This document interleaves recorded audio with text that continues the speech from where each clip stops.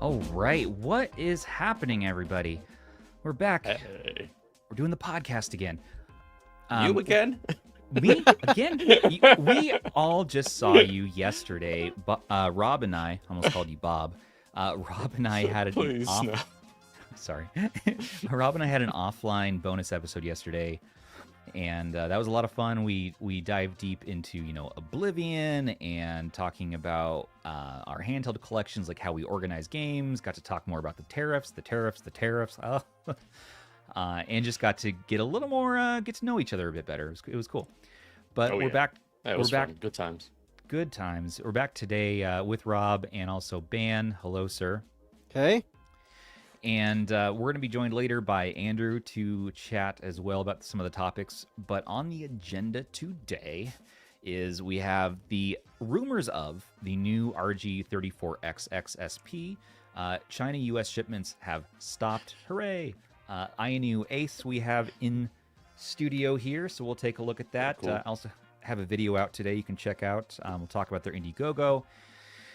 And there's a lot of last-minute things that came up. Winlator has ceased development. The Wii Homebrew channel has ceased development. We have a JSAUX giveaway to talk about for their Switch 2 accessories. We have some unboxings of both the R36S Plus by Game Console and the new A133P console, the H36S. We'll take a look. And probably a lot more nonsense than that. April Game of the Month review by Zoo. It is a packed episode tonight, so strap in. Make sure you have some water, beverage of choice.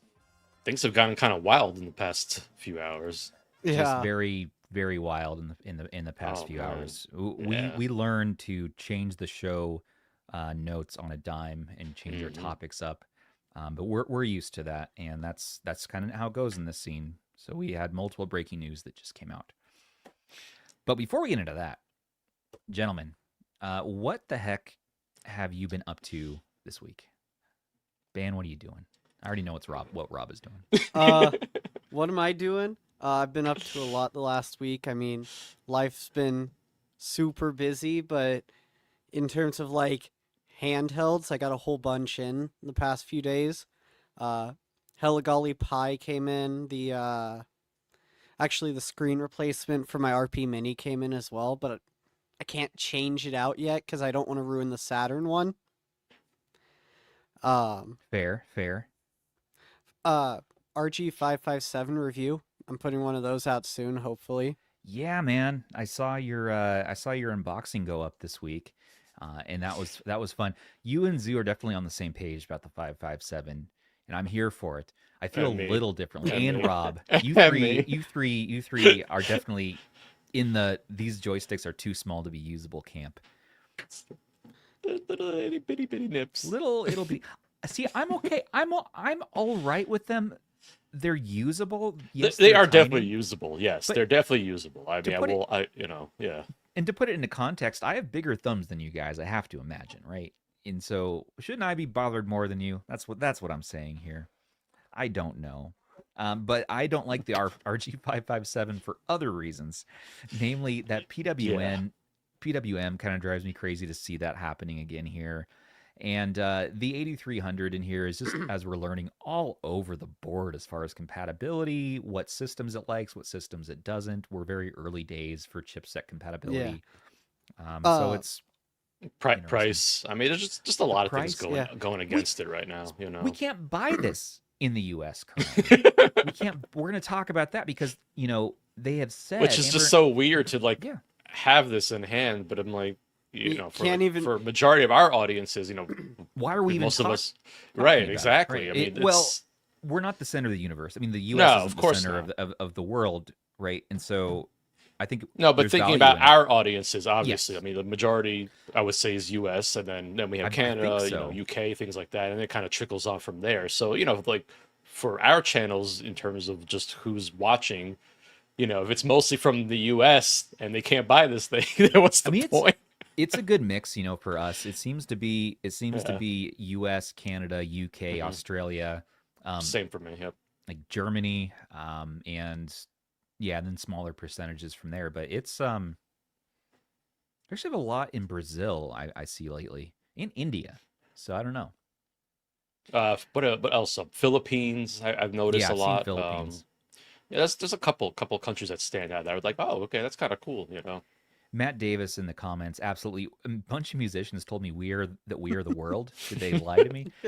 I watched a documentary on We Are the World, and that was actually crazy to wrangle all those musicians together, all those egos for one night to record with so many solo performances and so many things. It's actually a really interesting story. Is this our We Are the World moment? Do we unite as a retro collective worldwide to help this out? I don't know. I'm not going to be singing that song though, so don't. I'll sing a different song. To the tune of what is it? $330 if you want to like import this and find a way around to buy it from What Geek or something. That's without tariffs, I'm assuming. No, I think What Geek does have some US, like basically they're paying like the fee to get it in, and then they're just charging even more for it. But yeah, could be wrong. It seems like they're capitalizing on the fact that they actually can get it to Americans, but it's going to be at a hefty price point, and it's not worth the asking price. For $235 to $250, yes. Problem is, if it's going to come in at $235, great. I would say, yeah, we're on the verge of it definitely being worth it. It's comfortable. It's nice. However, $250, meaning we're going to miss that 48-hour introductory early bird pricing. It gets a little wonky, and then, you know, with the tariffs and stuff, we're seeing on AliExpress for $330, even more. It's tough. Now, Anbernic did say that they're going to make U.S. stock available within the next 2 weeks. So we're going to be seeing shops pop up where we should be able to buy it from a reasonable price from a local warehouse. It's just, I mean, no matter what, you have to get the Ronald McDonald case. That's something you have to do. Forget this. Look at this. Hey, you know what? Buy a 556. Let me turn down the brightness on my monitor. Buy a 556, buy that case, and you're fine. Yeah. Same experience. Or, pro move, you take the Anbernucci case and you use it with your 557. That's true. I don't know what Anbernic was cooking with both the 556 and 7 cases. Well, I just want more of that. I'm pretty sure they thought up the 557 in a McDonald's. I think that is the running theory at this point. I like that, actually. So McDonald's colorway will be a theme on tonight's episode, everybody. So just realize that there's more to come on this colorway tonight. Don't you worry. So that's what's going on with the 557 and Anbernic. Rob and I went a little deeper into the topic on our episode yesterday. We talked about it for a while, the pros and cons of the system and things that have come up. You know, Zoo and the community found some nice ways to maximize the CPU. Like you can run a script and get the clocks maxed. That helps it out. I don't want to talk about it too much more until people actually can get this in their hands, though. That's the thing. But yeah, Rob, what have you been up to? How about since yesterday? What have you been up to since yesterday? I actually started playing The Last of Us Part 1 again, but I'm playing the PS5 version, and it's really, man, this is such a good game. It's such a good game. The last time I played it was actually on PS3, so why aren't you listening to the comments asking if you can play Last of Us on like PS3 emulators? Oh, you mean on my Retroid Pocket 5 using RPCS3? Yeah, why can't you play Last of Us on that? Sure. I could play a YouTube video of it. I don't know about actually playing it though natively. That's a tricky thing to do there. Hey, you know what? The comments know best though. I think it's doable. No, but I kind of got inspired to play through the game again because of the show. You know, the episodes are dropping. New episodes are dropping right now, so you know I've been kind of watching season 2. So I'm like, oh, you know what? I'm going to go through the whole series again. Why not? Rob, I have something to tell you what I've been up to. Also, thanks for the super chat, TW Dennison.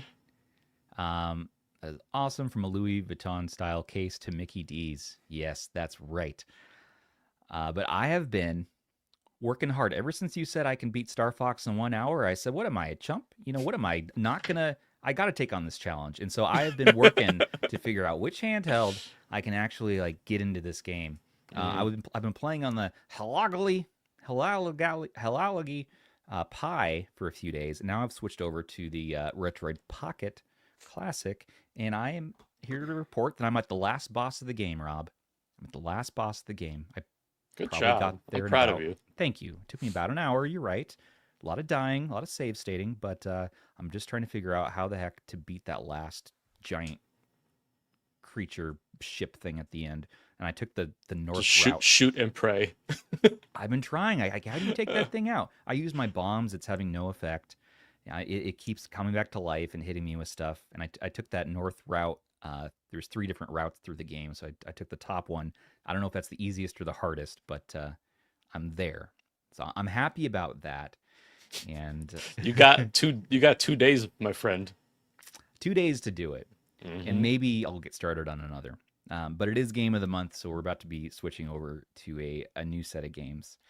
So that's what we've been up to. What do we want to talk about? You want to just audience? Do you want to get the rumors for Anbernic out of the way first? Might as well, since we're already talking about them. Yeah. What are these rumors? So I've seen mention of this RG34XX SP, so a follow-up to their 35XX SP. So we're talking about a 4-inch screen and a 3:2 aspect ratio. 3.4 inches. 3.4 inches. Yeah. It's 34XX SP. Yeah. Yeah.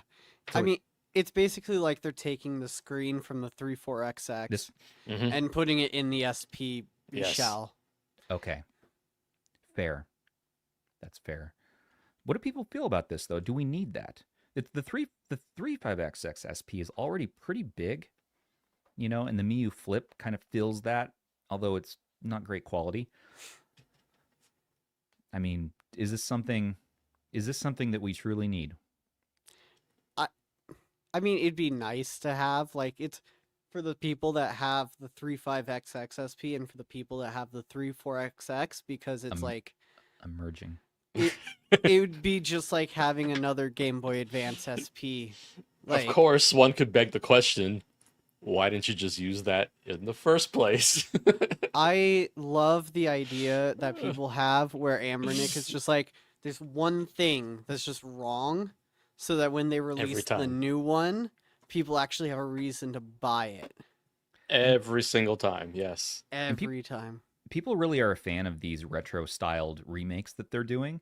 And the 34XX was one of their more popular handhelds. I mean, the 35XX SP was just, by and large, probably one of the biggest budget device phenomenons of last year. But 3:2 aspect ratio, what they call the golden ratio, is making a big comeback lately. We have, Ayaneo with their Ace that has come in with the high-end premium version of that, and they also have like their micro. GKD Little is going to be a thing, and then Powkity has their RGB50. Like, everybody's really focused in on this 3:2 aspect ratio because it seems to scale well for 16:9, like your PSP games. For 4:3, the bezel's not too bad, and then obviously, for Game Boy Advance, it just looks awesome. Give yourself some shaders. Looks good.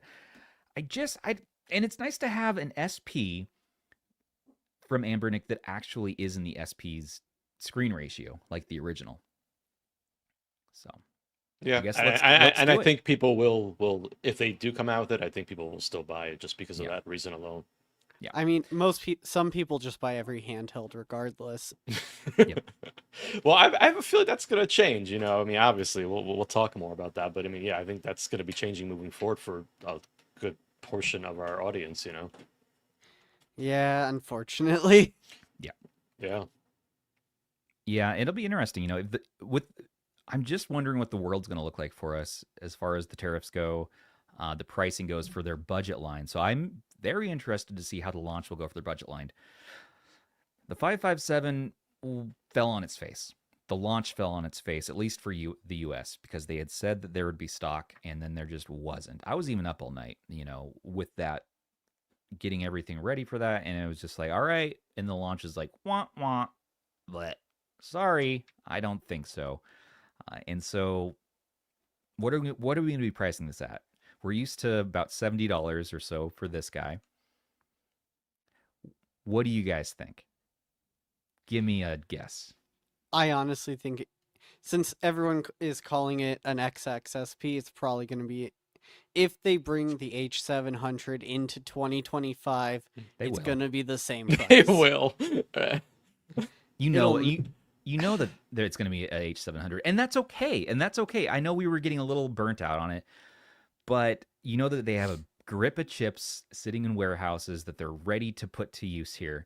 And the pricing, they already bought the chips, so the pricing is going to be a little better for them, I feel like. And you're going to get all that custom firmware love. All the custom firmware work that has been put into these handhelds will be directly applicable, to the new guy. So, okay, all right. I guess let's freaking go on this one. Yeah. In my mind, I see like Anbernic taking old stock that didn't sell, taking the shells off of them, reusing the chips, and then melting the cases down and repurposing them for something else. I really hope that that's how it works. Just for saving on e-waste, saving on the emissions and whatnot out of the factories. That'd be good. Melting plastic though, a little cancery. I feel like I don't know what you're talking about. That's what 3D printing's all about. Is that what it really is all about? Good thing mine has an enclosure on it. Yeah, the fumes and all that. Is that a concern? Not with PLA though. Yeah, PLA is okay. Is good. PLA is mostly made out of like actual natural materials. I mean, some of my first like rolls smelled like smelled like maple syrup. Honestly, I thought you were gonna say something else. I was trying to say sugar cane for some reason. You guys' shush noises are the loudest thing besides Stubbs' topic transition. I was gonna say it's not. It's almost as loud as the Miu flip hinge. Oh, as the Miu flip hinge, the new V2 with the metal hinge. Yeah. The old Miu flip got a hip replacement, but now it's worse than its old hip. It sounds like my knees when I wake up. Why do your knees sound like that? I'm older than you. You're 25 years old. Why are your knees making sounds? Why are my knees? You get older younger nowadays. Okay, that's what it is. All right, that's a fair assessment. All right, so that's what's going on with the SP. Do we have any other details beyond this wild rumor? Like, is there any? And this is a rumor that's been going on for a while now. I mean, it's not necessarily a new one, but I guess we had we had some conversation, right? Yeah, there was some conversation going on about it recently. Okay, here's a translated message thread from QQ. In China, there a 34XX SP is a waste. They say we'll definitely do a 34XX SP. Says I guess Anbernic, and revise the 35XX SP problem. Do you still use the H700? No need, no more. Use between the 35X or the 3566 or the T618. Wow. So if this is to be believed, they're saying they're not going to use the H700 like we just discussed. Instead, it's going to be the RK3566 or the Unisoc T618. No, they're saying between the two. It'll be something new. Which is the A133P. The other thing I was going to say was the A527. A527, that's the one. That's the one. In the Helegaly. Yes, that's the one. In the Helegaly. That's the one I meant to say. Yes, that is it. Yeah. They're all using that one now. Super puddle. That's the chip of the year. Yeah, so the A527 is the new hotness, huh? All right. Well, the Helegaly Pi has been, honestly, in our testing. I have it now. Ban has it. Zoo has it. Early thoughts are they're cooking on this, and it's actually pretty cool what this chipset can do. So bringing this to Anbernic's line of devices might be really cool. Maybe it's a new year. It's a new It's a new thing. And if they can get stock in local warehouses in advance so their pre-order prices can be low and we can buy at what we're used to, the 48-hour pre-order prices, great. There's your pie right there, huh? How do you think about those gray lavender buttons, man? So it definitely gives me like Nintendo Wii vibes looking at it. But Shem is gonna lose his mind over that one. It also gives me like Retroid Pocket 3 white vibes. So that's fair. Whether or not that's a good thing is up to you, but it's definitely not an actual white. Okay. Because I mean, yeah, I remember I opened it briefly before mailing it to you, and it's sort of an off-white cream. A little bit. Oh, then Shem's really gonna love it because that's the Retroid Pocket 3 basically. Because I mean, yeah. Here, like, you can kind of see. It looks like it's been like slightly pre-yellowed for everybody. Just a little bit, just a nice. just a slight bit there. But it feels really nice in hand, honestly. Because it's got those same like bump out grips that the 557 has, but just smaller. Yes, it's one that just I could pick up and play, and it kind of locked me in, and the D-pad feels good and the face buttons feel good. I mean, it's similar. It looks and feels a little similar to the Powkiddy. What is it? The X35H. Is it the X35H, the Easter egg one I have around here? here? That would be the X35H. It reminds me of that, but better, like better ergonomics, better D-pad, better face buttons. The sticks are probably better on the Powkiddy because they're those Hall sticks. Yeah. But in a lot of other ways, I'm enjoying it so far in my testing, and it's one I've definitely been picking up over some other options in the last week. To me, at least, the buttons definitely do remind me of Powkiddy buttons. They kind of have that same like lighter tension to them that I've gotten off of some older Powkiddies. Yeah. But I do agree. Like, I think it's just like it's gonna be like a better product than those. And also, there's like something important in chat here we need to address. Superbottle wants to know, in the 557 chat in our Discord, there is a discussion going on. Can 100 men armed with the 557 take down one gorilla? Well, I don't think 100 557s have made it out into the wild. I just don't know if this is logistically possible. Also, I'm just going to say something right now. This is giving me inspiration for a potential image in the future. Oh, no. We might need to. Gorillas are crazy strong, too. Have you seen how strong gorillas... I mean, they're ripped. They will take down anybody who messes with them. And if you come at them with e-waste, it's like they're already... Listen, Donkey Kong came out in 1982... And so, like, the gorilla has had how many years to practice and get ready for this onslaught of e-waste attack? Now, what if it was 100 Powkiddy V90 batteries? Oh, that's tough because you got little explosions happening. Gorillas aren't really prepped for explosions. So, no. Yeah. Unless they're Planet of the Apes type, then they probably are. Yeah. It's true. And going back now, completely back to the other topic of all around Anbernic, is here's just like some ideas to give you for the renderings that what could be for the 34XX SP. Oh, there's renderings. Well, it's just a pretty picture that Ander took, it looks like. But he bent his hinge back all the way. Oh, I love this picture dodoed because it makes people so upset when they yeah, when it's they dodoing it. So we're looking at the SP like this, but bigger. Will it be comically big though? Like, can we make it thinner at least? I just feel like it's going to be sort of comically large. Is the only thing I have to say about it. I mean, to be honest though, like a slightly wider clamshell isn't exactly the worst thing in the world. Yeah, because it's at least a little bit more comfortable. Yeah. I mean, and that's just it will be comfortable. And yeah, you're right. We do have a giant clamshell already with the Flip 2. Yeah. It's true. That's fair. or your X18S or your 3DS, it's true. But if you're in this size of category, I feel like we're now getting out of the budget. Although with the tariffs, I guess maybe budget's done anyways.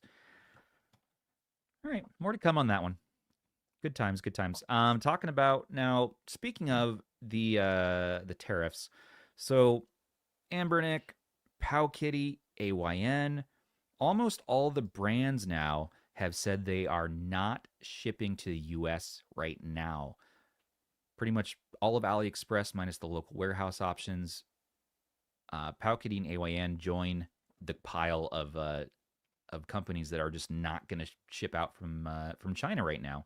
I've heard stories of the ships that are off the coast of, wherever. They're just stuck. They're just waiting for shipments, and it's just this giant mess. I was watching interviews. Gamers Nexus actually had made a great video. I watched that full thing. It was like 3 hours long. It was so interesting. Awesome. Yeah, I loved that he went deep on that. And I was giving him a hard time when I was on Aiden's podcast, but man, he is cooking. And that was so cool to just see behind the scenes of what it's like, and it's affecting these American companies, So yeah, I recommend checking that out. And Ayaneo, Dead Fred says here, Ayaneo confirmed their shipping price does not cover tariffs. So there you go. We're talking about a $400 new handheld from them, the Ace, being plus shipping, whatever the tariff's going to be. So yeah, if you want the retro colorway, you're looking at $700 plus all that. You could be paying $1,000 for this. Yeah, it's gonna. If we ever see a Android handheld creep above $1,000, I think that's the day I just cry. It's all over. With that Ace, you're looking at that though. That's the scary thing. I will just cry on stream. Just one tear. It's gonna be a tough time. Oh, okay, no, I can't. I know. So that's what's going on there. We could get into the whole thing about just to add to that. Retroid is still shipping to the U.S. That's right. Yes, they are still company, and they're messing around with taking on the tariffs themselves and them paying those fees, right, Rob? They're doing like a trial run. They're going to see how it goes and then kind of reinvestigate that, and just kind of look at that again. Yeah. So Retroid is one that is still shipping to the U.S. So there you go. And Retroid happens to make two of the best handhelds that have come out in recent memory, with the Pocket and the Flip 2 in my mind. So they're probably going to see a little bit more business right now. So we'll see. And where's Andrew? I want to get Andrew on the show to talk about the next one. He was going to join us today. But in the meantime, why don't we talk about the Indie GoGo for the Ace? I was going to say, let's do the Ayaneo Ace. Yeah, it's a good time to talk about it. Yeah. And Mr. Andrew, hello, sir. Hey. Welcome to the show. Welcome to the show, Zoo's better half. Beard looking glorious as usual. So Andrew's joining us today to weigh in on some of these crazy topics. And also we're going to be introducing a new website to you all that has some cool community features and ways to track prices in this crazy post-tariff world we're in. But for the Ayaneo Ace, so this one has been a storied journey for me. And what has it been? A week now? I think I've had it in total. So I got it. I made a first look. After the first look was done, I got it. I looked at the review guidelines a little more closely, and there were some interesting rules in there. And I talked about this in the Discord already, but just real quick rundown on that is they wanted us to send them our video to give final approval on before we posted it. They wanted to take a look, and that's sort of an interesting request. Companies can try to ask that. Usually it's sponsors, but I haven't seen that from a handheld company before. They're like, send us what you have so we can feel comfortable. I think they're maybe a little nervous after the whole debacle with Russ and the color skin. what is that on the DMG where they had the glossy, plastic, the coating. plastic gloss, the coating. Yeah, that's what it is. Yeah. And so maybe they're a little nervous about that. And so they had this set of rules where it was like, send us the review ahead of time. And then, this, that, and the other thing. There was just a bunch of like strange things I've never seen before. And so that was pretty upsetting. And so I made a second video where I ranted about that, which is still unlisted if you want to watch it. It's linked in the Discord on that channel.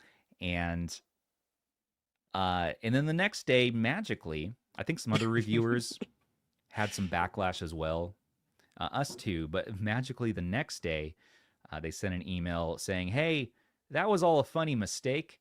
Don't follow the guidelines. Don't follow the guidelines. That was a mistake by a new employee. It was the darndest thing. Can't believe this happened. Gotcha. Just testing you guys.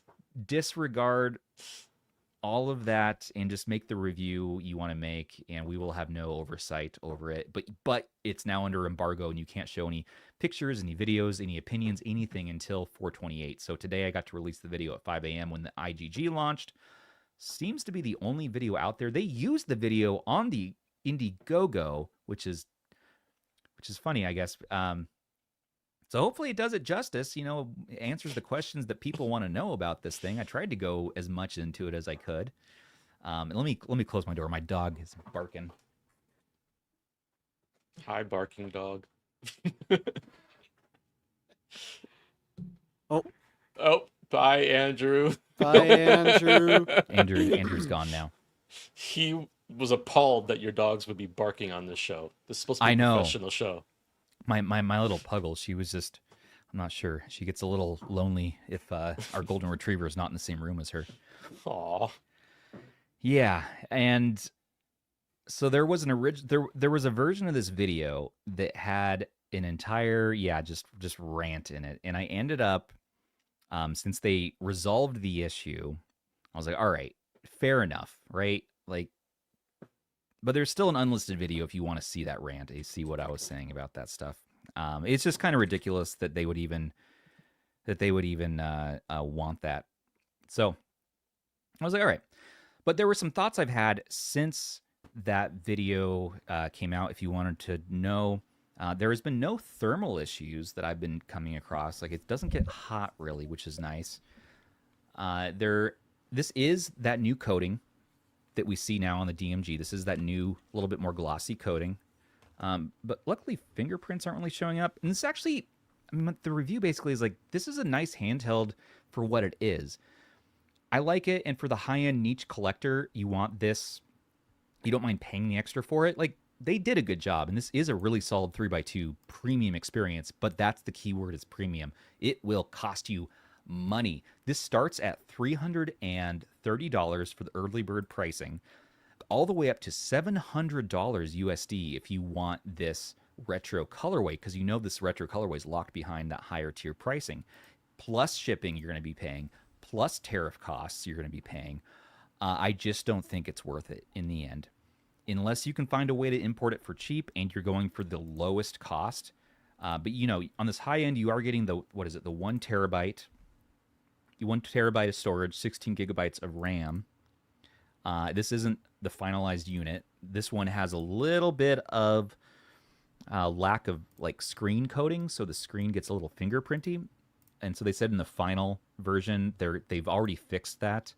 I just threw their screen protector on it, and that kind of fixes that issue. Even if they didn't fix it, that would fix that. So that wasn't even something I was thinking about too much when I was reviewing. You know what's funny is that the prices didn't surprise me at all. Based on what we saw with the DMG, I knew we were going to be heading into the same ballpark with this one. It's tough, Yeah. We're entering well into Windows x86 territory, the highest end Odins, the highest end Steam Deck, It's tough to recommend this over those options because you can get a fully decked out, pun intended, Steam Deck for that kind of pricing. And man, that's going to just do everything. Game Boy Advance will look great on that. Just get a Steam Deck Bro crowd. You're eating well right now. That's a console we can easily obtain in the US. And so yeah, so while I did review this positively in the end. Price is what kills the whole thing overall. And shooters are comfortable. People want to know. If you have questions in chat, throw them at me real quick.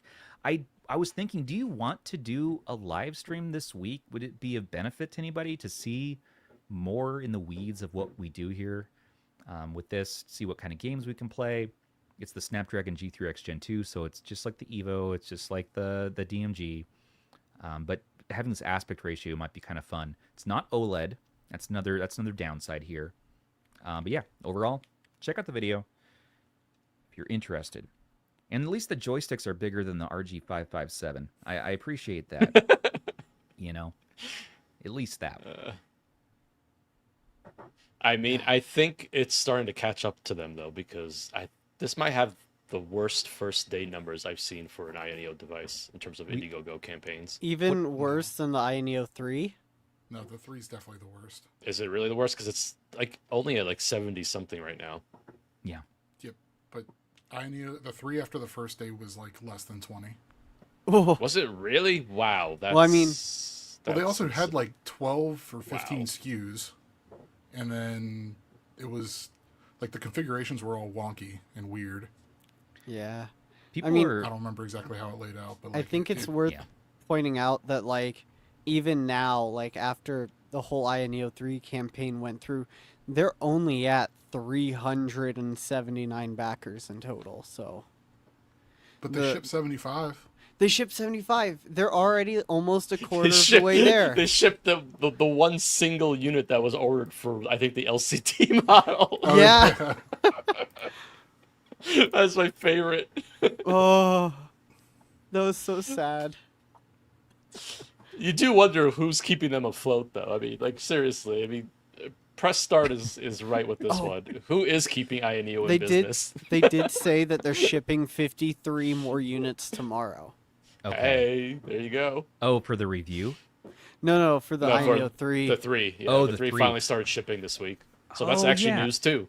There's a podcast, Gaming for Insight, has a Quick Talk podcast on their YouTube, and they're talking all about the Ayaneo 3 this week. I'm actually going to be on their show on Friday to talk about the Ayaneo 3. Strangely, although Ayaneo was going to send me one to review here, and then they just never followed up about it and just switched the talk to the Ace. So I'm like, all right, all right. Let's I enjoy their Android handhelds a bit more than their Windows ones, although I do like the Kuin. So, I mean, I do too. Yeah, this is just a lot, really. This is all just kind of a lot. Yeah, but all shipping, pricing, everything else aside, it is a handheld that I'm personally enjoying using. It's one that I'm going to be mailing back to them, and they said they're going to send out a finalized review unit to actually do a full review. And so we'll take another look at this. If you're interested in a live stream, I can put that together later this week, and we can kind of dive in. I think that answers most of the questions, right? What's happening on June 5th, Calvin wants to know. I don't know. What is happening on June 5th? Is that phase 2 of the tariffs? Maybe. I believe so. Could be.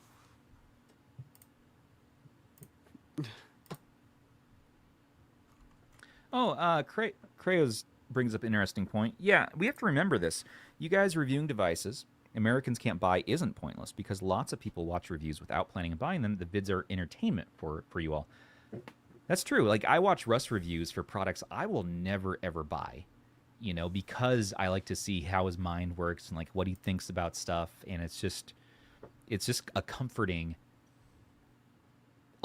reoccurring thing in my life. It's just oh, my buddy Russ is here, and it feels like he's in the room with me. Start your morning coffee with your friends. Grab a snack and drink. Yeah, it's true. I always think of this transactional thing where it's I need to provide value for everybody. So here is the product, if there's value, good, and then the entertainment I figure we just have on the podcast more than our review videos. But there is a meshing going. There is some entertainment there. Andrew, we have you here, sir. Here's what I wanted to talk about with you. Winlator, what is going on? So there's a virus found? What is this? Dude, this is crazy. What's so yeah, a couple days ago, I think, or maybe yesterday. I would think it was just like yesterday, right? Yeah, it was just yesterday. It was literally just yesterday, yeah. Winlator, somebody found that Winlator had a Trojan virus, and it's not the first time that it's popped up on, like when you run through Virus Total, I think is the tool that that a lot of people use. But it's the highest score that some people have seen. Okay. Especially for like an Android app, and it turns out that it was actually a Trojan. I don't know where it came. I don't know if Bruno has said where it came from. And Bruno's the dev. Whether it was, Bruno. Sorry, Bruno the developer. I don't know if he said where it came from or what happened with that. I haven't seen that. He did have a whole write up, I believe, on Reddit where he explains. Oh, did he? Okay, I have to catch so, up on that. I missed that then.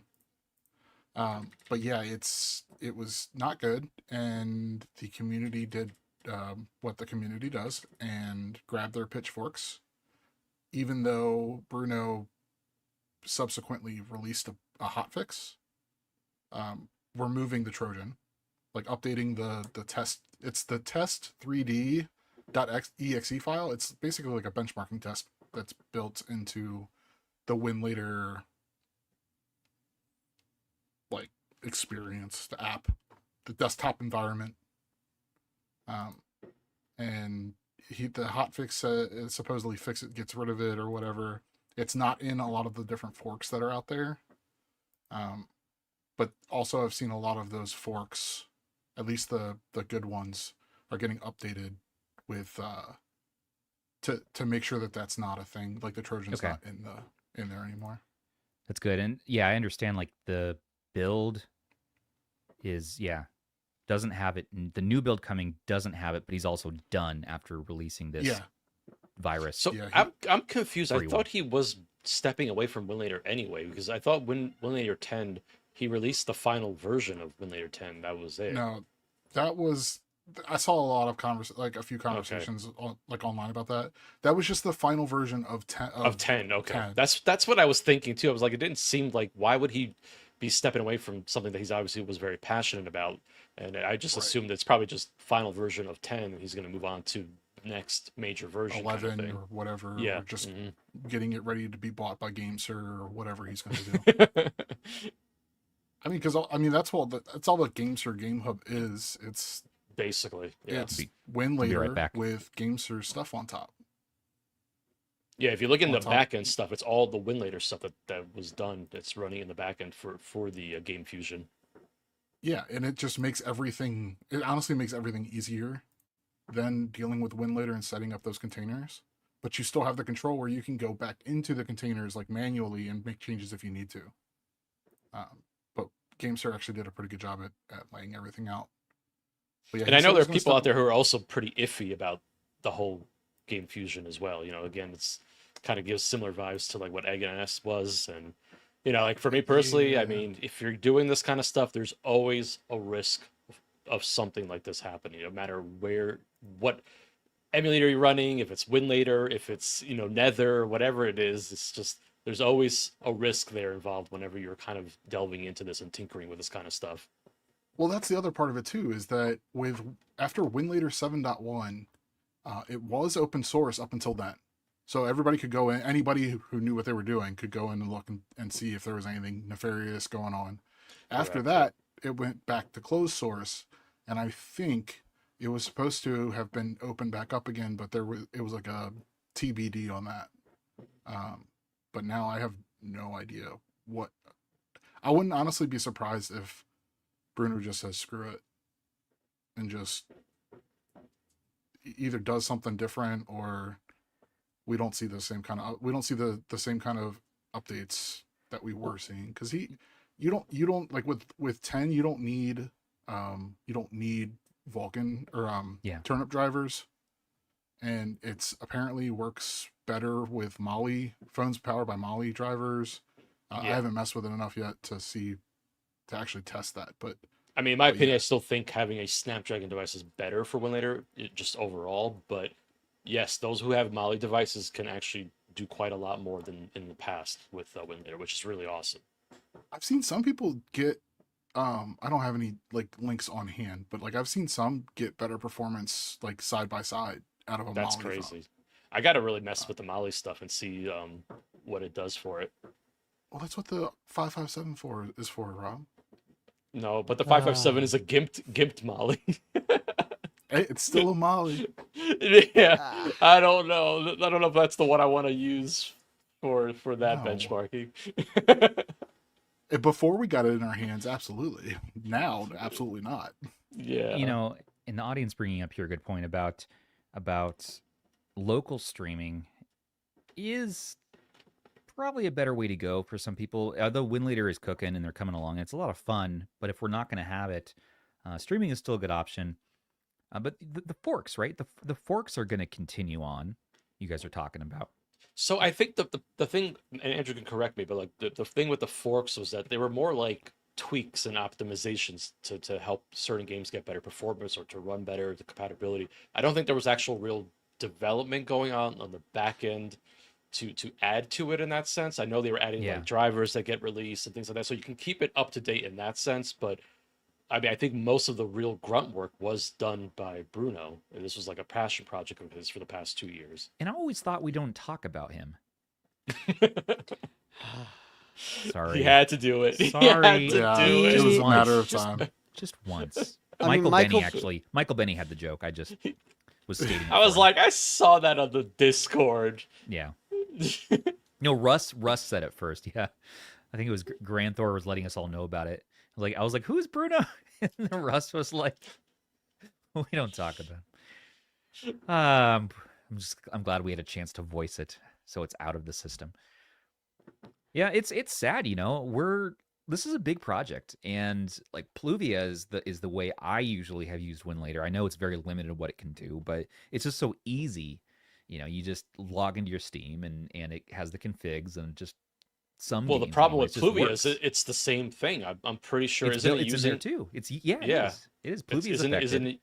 It's using Winlator as a backend. I mean, there's some of the same underlying tech that's going on there too. So, yeah.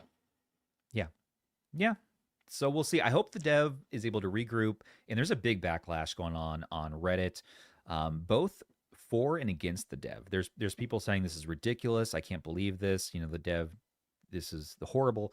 And a lot of other people are saying you as a community are being way too cruel on this person who let a mistake happen. A mistake happened.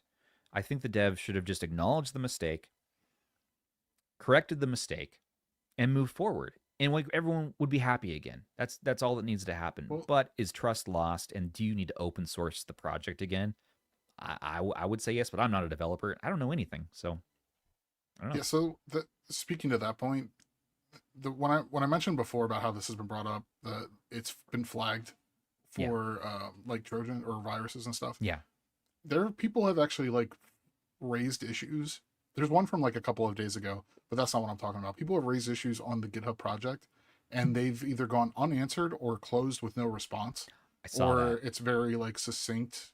Like it's just a false flag is what people would say, the dev would say, which doesn't help the case of this might have actually been like a problem. Yeah, the potential dev problem, because realistically it's a container within a container on a phone. It's not gonna. You can put stuff into Winlator, but it's really more difficult to take stuff out. Yeah, so it's as I It was. understand, I mean, it literally is contained. I mean, so unless you're specifically wanting to copy a file out of Winlator, which I don't think most people are using Winlator for that. And not only that, you also have to run that test Direct3D app as well for it to infect the environment in that case. Yeah. And so it's a really weird circumstance of it really being kind of very much in its own little bubble there. But it's never gonna hurt or touch your host device that you're running it on. Yeah. So I saw people freaking out. They're like, "Oh, I gotta wipe my Android device." And No. It's not to that extent. I mean, unless you knowingly copied a file out of your Winlator environment and put it somewhere else. But also you also have to run that test app as well within the Winlator environment. So there's a couple things going on here with it. Chat. BVios here. It's a true Windows emulator if it even includes Trojans. It's true. Oh no. But the developer did not have thick skin in this case, and it's got to be a tough job, right? I mean, a content creator is already a tough job where it's you really do have to have a thick skin and be able to take criticism, be able to take the backlash if you make a mistake. But if you're a developer, your mistakes are even more amplified. And so he said, I can't handle this. I can't defend myself, and I'm done. I'm walking away from this. Good luck, everybody. I'm out. I mean, I get it. Like if you put yourself in his shoes and think about it, and you're working on something, you're trying to bring joy to the world and bring this kind of passion project for everyone to use, be able to play Windows games and whatnot on your Android devices. And people are attacking you. I get it. There may be no malicious intent here with this, and it's probably very demoralizing. He's probably just feels like, why am I doing this anymore, kind of thing. And I totally get that. He's doing it for limited funding. It's pretty much volunteer based. It's just something he wanted to give to the world. Donations or anything like that, really. And just And so I get it, and he doesn't have to work on it. Guess what? But now you have maybe forks that are going to start. People are going to pick up the mantle. The project's not going to die entirely, but so many of the forks, like everything, is infected with this, and so there is going to be. They need to release that source code so people can see exactly where the files are, what they're doing. Even though it's not going to touch your host device, it is definitely hampering your performance that you're getting out of Winlator. And so I think dangerous is too strong of a word for it. More like frustrating and very annoying, and a problem, because if someone does take that code and they use it in an actual host device and you take those containers out somewhere else, right? You could do that. You could import these containers into a Docker system, maybe. Is that right? Again, I don't know anything about this stuff. It's more so like they could take a save file, an infected save file, Okay. or an infected. They could transfer an infected game, like a game itself. Say they got a new PC and they want the save, but they don't. Yeah, whatever. That's the only scenario I really see that happening, where someone's going to go into their container and take it out. And again, it's all contingent on them running that test Direct3D program within the environment before it even will affect anything. Okay. But the other side, like one more point, Stubbs. I'm sorry, I want to bring up. You're good, yeah. No, this is a good topic. This is a good topic, though. We wanted the expert opinion today. That's Rob. That's not me. No expert. Nevertheless, I just we brought mess you with on. this stuff. Nevertheless, but this isn't something. This whole situation isn't new. So the Trojan stuff, sure, like the virus stuff, but the community. This goes back to what you were saying a couple minutes ago, Stubbs. The community backlash, immediate backlash. There's no grace period. There's no breathing time. There's no way for the dev was probably asleep when all of this stuff blew up yesterday, and like it kind of goes back to the retroid stuff, but it's not the same situation. Like we gotta just chill. Yeah. Just as a collective, take a breath. Yeah. Because it could have just been an accident. Yeah, and actually, I did see comments in that Reddit post saying, like, because someone said, like, was this done maliciously? And someone said, no, there probably wasn't any malicious intent here. It probably was by accident. It probably the comment got copied over from his own environment. Yeah. I see it. Stubbs, he fixed the problem with the Trojan. It's a certain group of people trying to sabotage the project. Yeah, I mean, unfortunately, it's always like that. It's always like that. We've seen it with I mean, it's going on with Switch stuff right now, and has been going on with Switch stuff forever. Yeah. Everybody remembers the Ethernet SX2 stuff, and everybody remembers. I mean, not so much RPCS3, but definitely APS3E. After everybody found out that it wasn't actually native, it was running through Termix, I think, was the name of the app. But the constant need, this is why we can't have nice things. is what it comes down to. Yeah. Arcade Fun in chat here as well is saying Kira2077 made a recent video on the subject. He has a lot of details about the project and seems to have information directly from the dev. It's worth checking out. So maybe there's more to dig into here, and there is some suspiciousness afoot. And Too Loud's point, great. Yeah, I agree with you guys. Backlash is what kills passion projects. And also, you were saying we should bring the dev onto the podcast. We love having devs in this podcast. We don't get them often. A lot of devs, or some devs anyways, don't really want to be on camera to talk about their stuff as often as like content creators. But we would love to have the dev on. Like Bruno, if you're watching this, man, that would be great to hear from you and to chit chat about this. Absolutely. And if you are listening, just, I want to say thank you for your work, because it's amazing what I've been able to do with all of these devices. I mean, getting full PC games running on like a Retroid Pocket Mini, for example, just blows my mind. Snapdragon 865, and here I am running PC games that I loved, for the past decade. It's just an amazing piece of work that you've done, and I hope, I hope that he does continue the project. I hope he finds it in himself. So too. Yeah.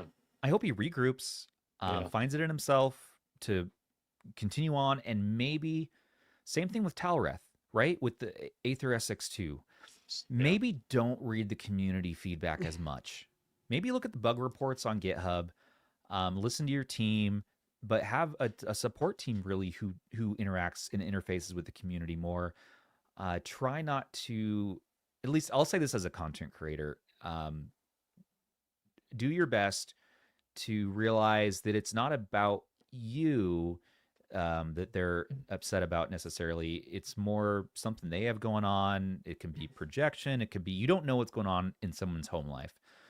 So, and some people just like to see the world burn. There's just those kind of people. And it's the internet, so people can be anonymous, and they can be as cruel and say the nastiest, meanest things, and there is absolutely zero consequences for them. And so why not absolutely ruin somebody's day? And so do your best to not take it personally. Do your best to just hold true to your own intention, hold true to your own self-worth and value. Realize like you are bringing something really cool into the world, and just try to remember that. And but I know it's tough. I mean, hell, I've had to take breaks during some crazy review cycles. Retroid Pocket 4 was one that was really tough for me. Even on my music side channel, that crowd can be tough if you're doing like reaction videos to songs and stuff. So I get it. Like I'm not immune to it. But creators like ETA Prime, he's like, dude, I don't even read the comments. Like I just don't read them. That's how I miss all that stuff. Having said that, you do miss out on some of that community interaction, and so you want to have a team of people who can interact with the community. But if you want to be a cook in the kitchen, dive in there, work on the thing, make it awesome, please do. Yeah, I was just gonna say, like, to wrap that up, like, if you can, surround yourself with like-minded people the best that you can. It's not easy. It's really not easy. Get an Andrew. Get an Andrew, a Ban, and a Rob, a Zoo. Don't get an Andrew. Oh. Get a Zoo. Get a Zoo. Actually, don't get a Zoo. That's worse than an Andrew. Oh yeah, don't get a Zoo. But yeah, if you surround, because they'll provide the reinforcement that you need, even if you don't realize that that's what they're giving you. Provided that you find the right crew, but they're there, they're out there, they exist. Yeah, so. It's true. Yeah, the right crew exists, and I mean, hell, again, if I couldn't do RH by myself. Absolutely no way. It's just too much, and it's crazy. We have just an awesome team here. We work together, and we keep each other motivated and positively support each other throughout our tough days and throughout covering some of these wild stories like the RP Mini saga. It can be really, really negative in the community sometimes, and it takes a lot to just get up and put yourself out there and try to help and try to cover these things and offer some insight to like help lead the community through things. Russ goes through the same thing. It is tough out there. There's definitely some craziness going on. Yeah, Talworth getting death threats because people couldn't play PS2 was too much. And Talworth said, "All right, I can't handle this. This is crazy. I'm done. Guess what? Now we have a much slower development on Aether SX2. So everybody be kind to your devs, and they make mistakes, and give them a little bit of patience to correct the mistakes. Put your bug fixes in, but we don't need all that brutality. It is the touchstone of what Reddit was built on. I know that, but I feel like we can be better. All right, serious topic. Hey, while we're on this, before we go on to fun stuff, another project shut down. Hooray. Wii Homebrew channel is done.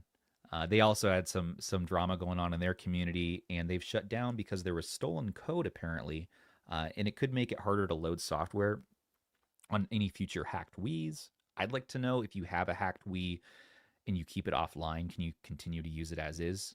It seems like you could, right? It's funny because I haven't used my hacked Wii in a very long time. Yeah, it's been a while on I'm my no end. expert here. It's been a while for me. I had one. Damien on our team used to be with us anyways. He gave me one along with that CRT I have. And it was cool. It does emulation pretty well. And it just worked. It worked well. So this sucks to hear this. So I guess there was code that was stolen from RTEMS. The authors LibOGC didn't just steal proprietary Nintendo code, but also saw fit to steal an open source RTOS and remove all attribution and copyright information, which goes beyond ignorance about the copyright implications, reverse engineering Nintendo binaries, and goes straight into outright deliberate malicious code theft and copyright infringement. So this is the message from the team there. Andrew, do you know anything more about this? Any thoughts? I actually don't know all that much about this one. Yeah. I saw it in passing. Me too. This came right before we went live today. I saw this was trending. But this is crazy because it's been going, like, this scene has been, it's been 20 years, 15 years, something like that. Oh, there's a lot of people out there who still use a hacked Wii. At my grandma's retirement home, when she was here, they were having a Wii. Like, they were getting the seniors like really involved and moving. They were doing all the different Wii games, and it was really cool to see. Like, these people are 95 to 100 years old, and they are. But Granny doesn't have a hacked Wii. Oh, I know. I should have brought in the hacked Wii. I should be like, hey, listen, nerds. Have you seen Mother 3? I can't even imagine. Like, I can't picture Stubbs being that mean. Like, to a bunch of old people saying, "Hey, listen, nerds." I said that at the local game store this week. I was in there. I was like, hey, listen. I literally said that. I was like, hey, listen, nerds. What do you know about this? And they laughed, and they're like, hey. I was like, I'm a nerd too. I'm just messing. But oh yeah, speaking of moving, stand up and stretch. We're an hour into the show. Where are my manners? Okay, here we go. Yes. All right, Get everybody, to it, Stubbs. I want everyone to do it, not just me. Get to it. Rob, you better have pants. My legs are there you go. I'm broken. stretching. There you go. I'm stretching my beard. I'm like Lieutenant Dan right now. Wow. You stand there. Oh my god. Push-ups? I guess He is standing. You don't know if he's standing or not. He might be standing. Literally. Stretch it out. At least do a turn, Rob. Can you do a turn? There you go, Ben. I want to see your turn. Come on. He's gonna turn this off. I take back everything I said earlier about having a supportive team. Ben's got this mic muted since I joined, because he almost slipped before I joined. No. Drink some water as well. Yeah, he did. He knew what he was gonna say. Smell like No. I'm the only one who's gonna have the blood flowing. Huh? Come on. Yeah, probably. Huh? You get some of these games? Huh? Bands figure out that roses really smell like. Oh my god. Like, The band's too young for that. With his he is too young for that. Crickety metal. Was he even alive when that song came out? BF has Probably it right not. here. Worked out 2 hours ago. Legs are still twitching. That's right. I mean, that's how you. Huh? That's how you know you have a Blood, good get that workout. blood flowing. What are we doing? Sitting I'm around sorry. playing video games. Cyril Come has the on. best comment in the chat. We can hear the tiny little farts Stubbs is letting out with each squat. Can't knock it. Can't knock it. You know, the best part of aging, I hear, is the walking farts. I hear that's this. You know, you The get best that part of eventually. aging is not giving an F. You don't Just rip rip it anywhere and everywhere. give an F about it. You know, Yeah. I hear that, and Yeah, I for one, sure. am looking forward to the day. Right now, I think it's mostly contained. We'll see. 40 gonna 40. That's right. I'm a 40-year-old gentleman now. All right. That's right. He's a man. All right. So that's what's going on. Talked about that stuff. Indie GoGo. If you want to back the Ace, yeah, it's in our description. Also, let's switch gears now. And to switch gears, I think producer Sony's probably going to play a particular clip to transition us, but who knows what he's going to do back there with his wizard controls.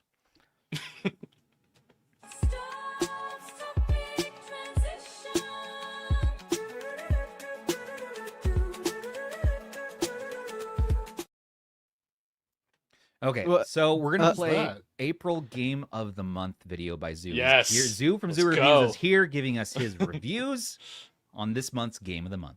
Let's go.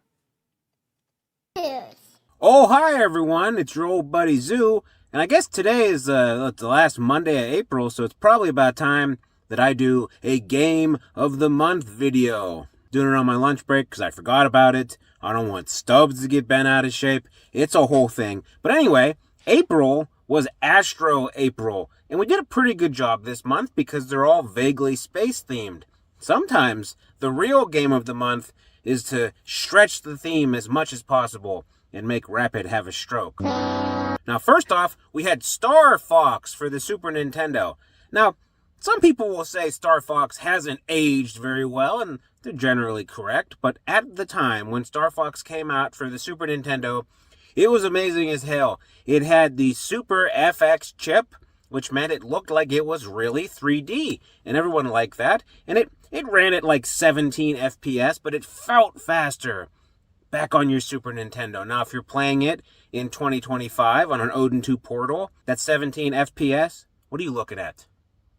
17 FPS, it's not that great, right? It's slow, it's chunky, but back in the day, it was amazing. We had a lot of people suggesting, oh, use this patch, use Run Ahead, you can kind of fix the FPS. Don't worry about it.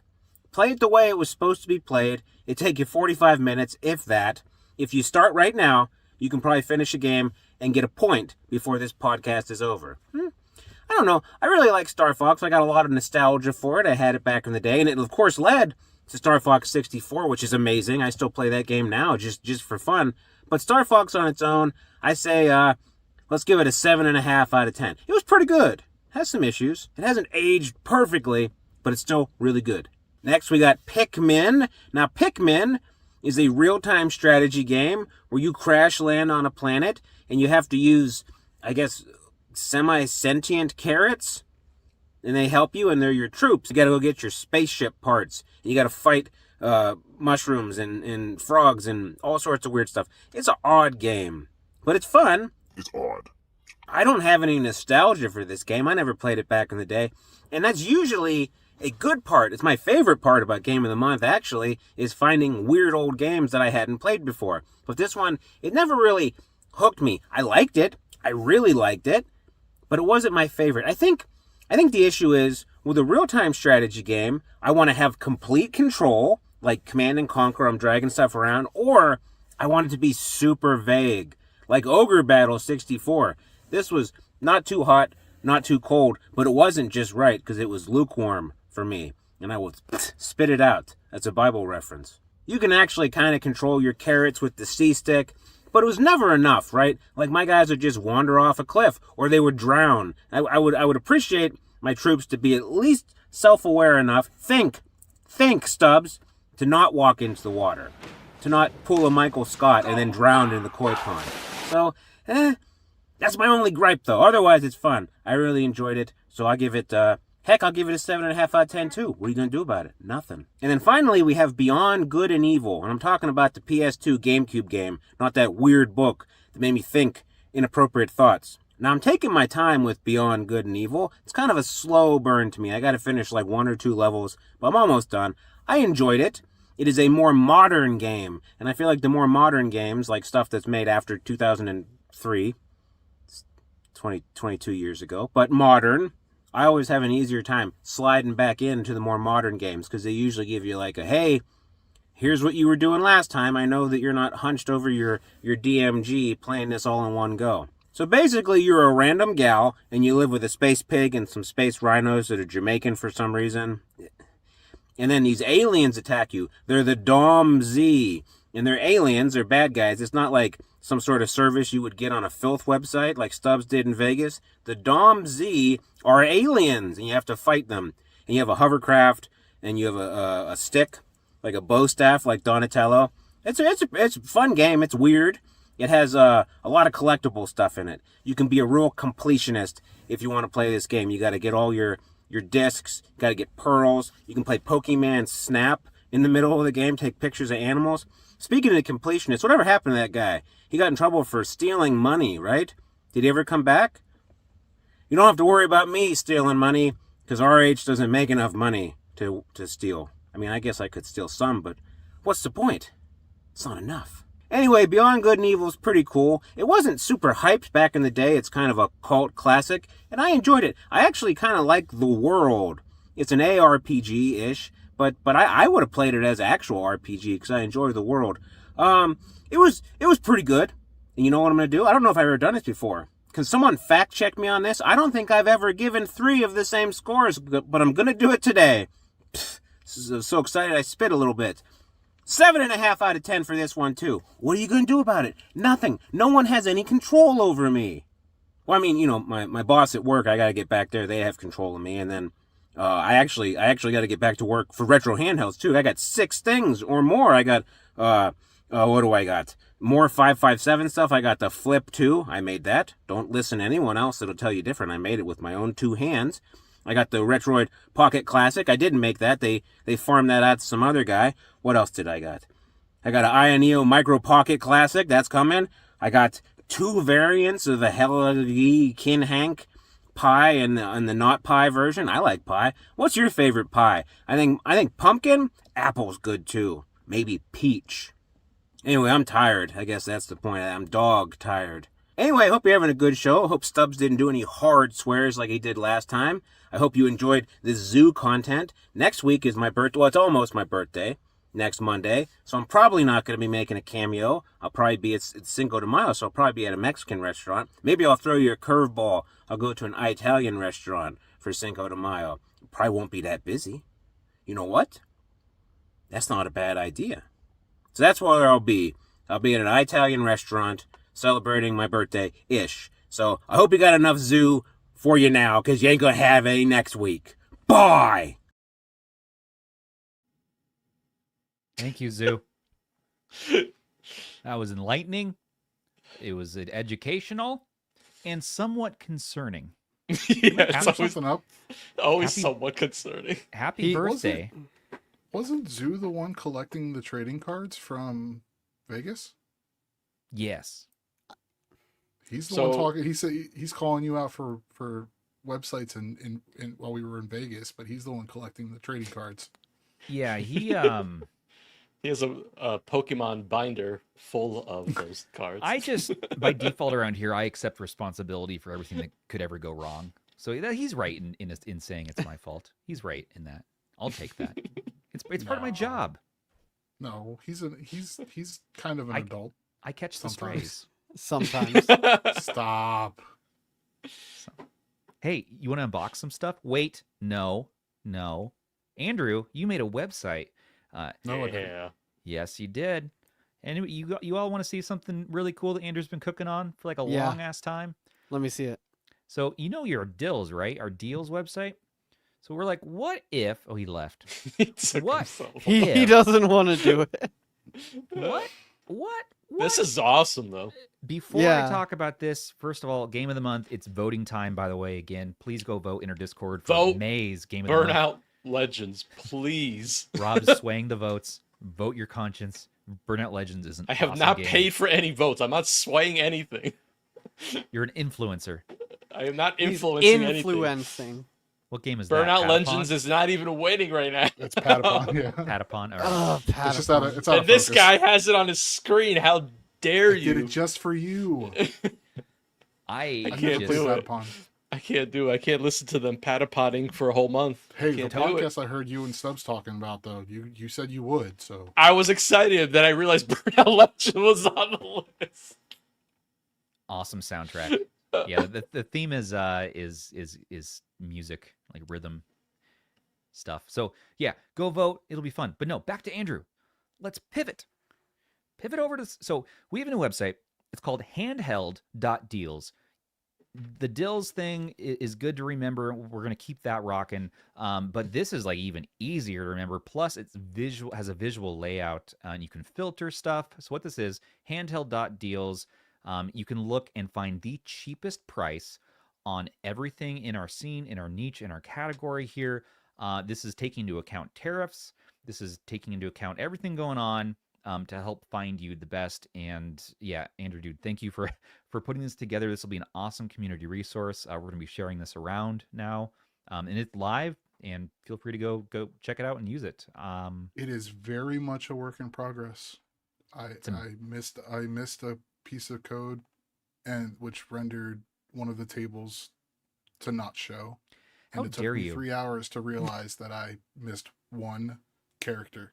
You're one of those developers that we need to bully off the internet. Yeah, developer. I'm not a developer.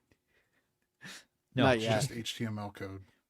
HTML sucks regardless, man.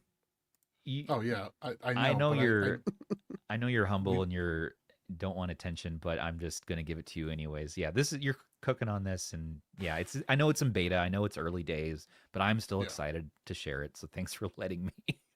Let's go through the top categories. Like we have the homepage here.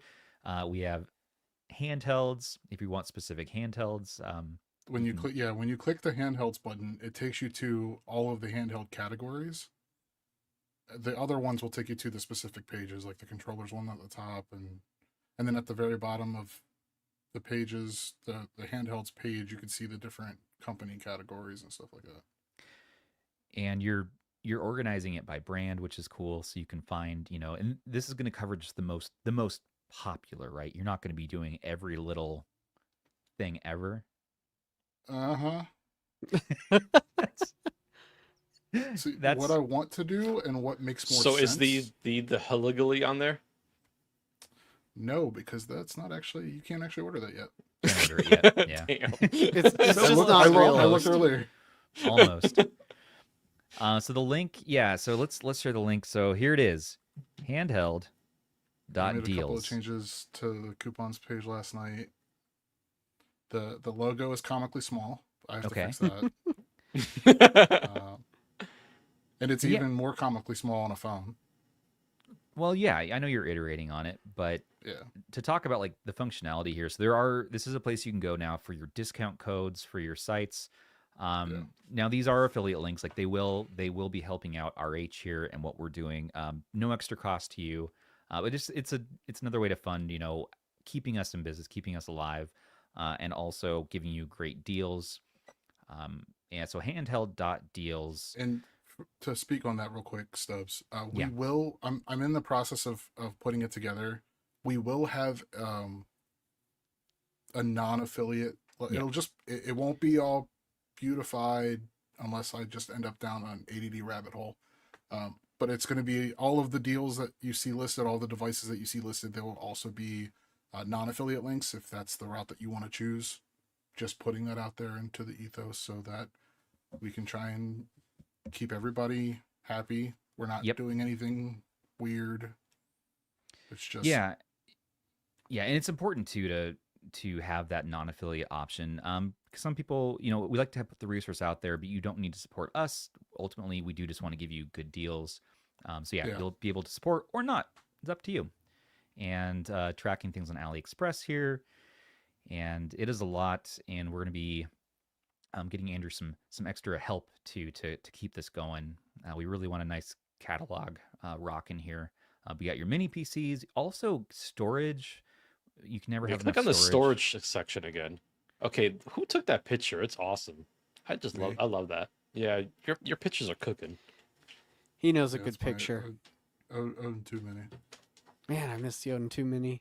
So you got your various micro SD card sizes here. You got your hard drives and all your options there. And then it'll expand to more options also, like beyond just NVMe's. I want to add like the PNAS. Got to get that on there. The ANAS. Got to get that one on there. Got to get the ANAS, the PNAS. Yeah, those are some of my favorite NASs. So, I think I'm buying a micro SD card a week at this point. I'm the Sonic one. Shout out to our Owl Chat actually. Because they pointed out, and I didn't even see it. The Samsung Sonic. Yeah. Samsung Sonic is $90 for the 1 terabyte and like $40 for the 512, I think. Oh, nice. Okay. That's not bad. Which is not too bad. And you get like fun Sonic $40 characters on it. You get characters you're never gonna see, yeah. No, I love the branding on the micro SD cards. It's so random. And then what else do we have on here too? We have also games, which is and mini PCs, right? But games is really cool. So here's you're tracking the Epic game deals, right? That's cool. That's actually very useful. The other. So yeah, it tracks the Epic deal, Epic Games, Amazon Prime gaming. What else does it track? Steam games. I watched the podcast with Stubbs and Rob, their one-on-one interview, and started immediately adding like physical games. Oh wow! We had a conversation about it, and I was like, "This is Stubbs, not really, but kind of really subliminally telling me that he wants this kind of stuff on there." So is that what you take it as? Yeah. Mike, I mean, when it comes to website stuff, is like, yeah, when Stubbs says that he wants something, he's not going to tell me that he wants it, but he would appreciate it. He's telling you subliminally in the podcast episode. Just hoping you'll randomly watch it. I feel like I'll be like, hey, can we get this or can we get that? But sometimes I'll tell him no and then do it anyways. That's what he deserves, though. It's to true. be honest. It's what I take full responsibility for this. I am Humble the problem. Humble Bundle and Fanatical were the other ones. Okay. Oh, keep Ban away from those Fanatical bundles. Hey, I'm clean. I'm clean right now. How many months clean are you? Since the last mystery bundle. When's what was that? Last month? Last year, actually. I haven't bought any mystery bundles this year. Get him a chip. Get him a chip. Good going, man. Give me a chip, yeah. So this can be your one-stop shop if you want to see what pre-games are out there every week. Like mystery egg bundles and various bundles to track handhelds, all that fun stuff. So that is our deals website. If you misspell it and say handhelds.deals, you're in luck because it goes to the same place. Handhelds, handheld. That was a late night conversation with Stubbs and I put an S in the wrong place. I often do that too. I have a question. Does it work if you do handheld.deals? Oh, I don't know if there's not a Dills because I don't think you can unless hold on a second. We gotta cook that up. We gotta create that. Is that a thing we can do? Because I feel like Big Pickle's already sort of taken that, and do we get to have it? We're pickle adjacent, which is nice, but we're not. Well, see if you can do the Dills version. That one should have specifically pickle deals, because I need to know like when pickles are on sale, because pickles are. That's stern but fair. See, Zoo gets it. Yeah, I know, and I'm trying to also understand. What in the post-tariff world? Where are we with pickles in our lives? Like, pickles are expensive. They're really expensive, and they have like no calories too. Why are we paying this much money for this delicious vegetable? And what benefit do you get other than just a great pickle? It's one of those things. Like, it's this intangible essence. Unfortunately, .dills, .dill, and .dll are not domains. So, Oh, sorry, not sorry, Zoo. Well, that's the website. So go check it out. We'll be sharing it. And your old friend, the Dills, on our website will be there for you as well, if you prefer that layout. Although in the future, like Andrew, it's going to be a lot, I know, to keep up two things. So there may be some sort of merging, or we'll let you know. We'll figure it out when we get to that point. That's a little bit. There's some more bugs I need to work out with the current iteration before we start like melding the two. Yeah, and let us know too, feedback, everybody. If you have something you see could be better, or you catch something. Yeah, we're a small team here, and we can't catch everything. So always try our best. Cool. Thanks, Andrew, for sharing this. And let's talk about also a giveaway before we do our unboxings and get the heck out of here. So we partner with JSAUX. They make accessories for a lot of different things, and they're releasing some cool Switch 2 accessories. So we're going to be giving away each week leading up to the Switch 2 launch. You're going to be getting one of their accessories, and they make some pretty cool ones. So let's take a look at that. This first one, I'm just going to put it in the private chat for producer Sony to show. This week, it's going to be this really neat Joy-Con all-arounder. So it's going to be a grip case with a travel cover for Switch 2. So it looks like it holds a few of your games, also the Joy-Cons, and it has Rob's favorite feature, a nice big badonk to grab onto on the back. $37 USD, coming soon.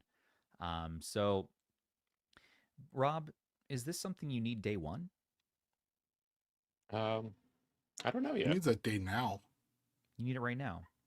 I actually don't know yet. I have to see how I like Switch 2 in the hands. I mean, I imagine it's not going to be ergonomic at all.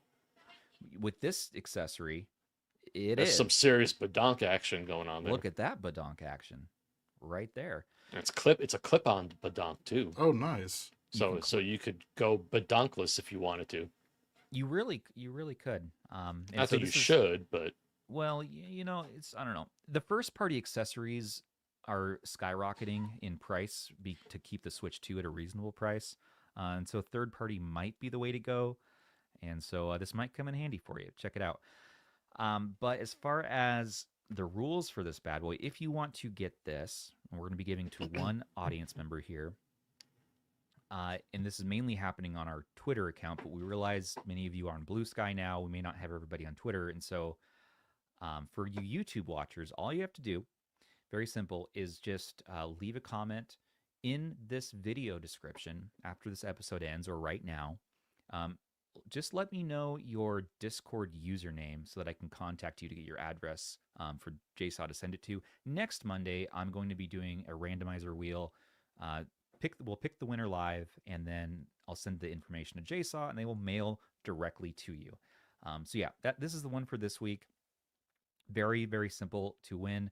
If you're over on Twitter and you want to win, all you have to do then is follow JSAW Official on Twitter, and us if you don't mind, and then retweet or like reshare their retweet. I can't talk. Retweet our tweet. Like, how does Twitter work? Reshare. Share about this. Repost. That's right. Repost. I still say retweet. Same. And they don't have a Blue Sky. They only have a Twitter, they said. So it's just on Twitter and then YouTube here. Also, subscribe to our channel, too. That would be really nice and really helpful. But yeah, if you're interested, just retweet that over on Twitter or leave a comment here. And then, yeah, we will select the winner next week. Now, that is that fun stuff. Did I cover that right? Did I mess that up? I think you did it fine. All right. There was a lot of back and forth with them over what they really wanted the entire thing on Twitter. I'm like, that probably half the audience is not on Twitter. So let's do this on YouTube. So yeah, if you're interested, leave a comment. Let's head on over to the old unboxing. We're opening boxes today. Which Wow, was that actually is- voted the #2 best segment on this show. Why am I big screen? Okay, there we go. For unboxing you, Andrew. I'm unboxed, baby. I'm 34. That's about as unboxed as you get. We're not looking at the Ace any further, but watch my video. Ace is fun. You know what came in today? Hey, Mine- mine did too. So 6 I button. I thought Oh, mine and- came in. It turned out to be the RP mini screen. Oh, really? You got that's amazing. I got Oh yeah, that's right. You were all excited. You showed the top of the box and then you looked at the side of it. Yeah. I got messed up. Oh, and also about Got that 'em. JSAW, in that JSAW thing, we'll be doing, for the next, I think, 4 or 5 weeks. So a new accessory every week. But anyways, wanted to show this really quick. This is the 6 button. I understand what Russ is talking about now. This is loud. These buttons are loud. It's a hollow body. But I disagree with Russ that the 4 button is not loud. At least not how I play. They're very quiet face buttons. These are clacky, loud face buttons. So I wanted to share that little piece. I also unboxed a retro 4 button classic with Rob yesterday on our episode, and the SNES US Flip 2. Yeah, all right there. Yep, that's the one I have. That's not what we're here for today. We got 2 things. If you've been wondering about the next great A133P device, we have to wonder, is it the H36S? Look at that font. Look at that font. Look at the That- H36S font. Is it made by, is Fred? 1999 just called. They want their font back. I remember using that font in the school computers. If Fred is in chat, we want to know, is this actually made by Game Console? Because we also have a game console, a real game console, R36 Plus. Fake. One of them is fake because look at the font. Look at the coloring on the font on the game console. You're right. It's not a true OEM game console. And then what is going on with the open source Smart Pocket font? I love that. They really just kind of went back in time. That's like and some just- Metallica, like extreme font going on. Their new computers broke, so they had to like bust out the old all-in-ones. Man, someone was having a lot of fun with fonts making that. Oh, look go. at that. I kind of dig the purple though. Yeah, like the purple isn't bad, but No, it's pretty wow. cool. Let's see what this thing's cooking with here. What do we have? Do they have any kind of specs on the box there? The we doing? KTR 0.5. This is the all-winner A133P. GPU is the PowerVR G8300. LPDDR3 1GB, 3.5-inch 640x480 IPS OCA full fit. It plays up to, well, the same as your Trim UI brick because it's the same processor. So you're going to get some N64, some Dreamcast, some PSP, 3,000 milliamp hour battery. So here you go. This thing. Look at this. Look at this beautiful purple, though. That's nice. You have a little bit of ergonomics. You have 2 down-firing speakers. Looks like a little exhaust if there's any overheating. On the bottom, you got 2 USB-C ports, 1 OTG, 1 power, 2 micro SD card slots, 3.5 out. Up top, you got power. You got reset, volume, up and down, backwards volume up and down, though. So down is over here and plus is over there. Switch sticks, looks like, for the sticks. No frills there. The D-pad is a mushy rubber membrane. It looks like it's a similar D-pad to, almost looks like a retroid D-pad, but it's not that precise and clicky. It's definitely mushy. It feels all right. The face, but oh yeah, oh no. Okay, so here we go. Here's the deal breaker now. We have these fairly shallow face buttons, which is fine, but there is no like, action or play on them. They just, you can't feel any kind of response when you push them. They just go straight down. Oh, those look terrible.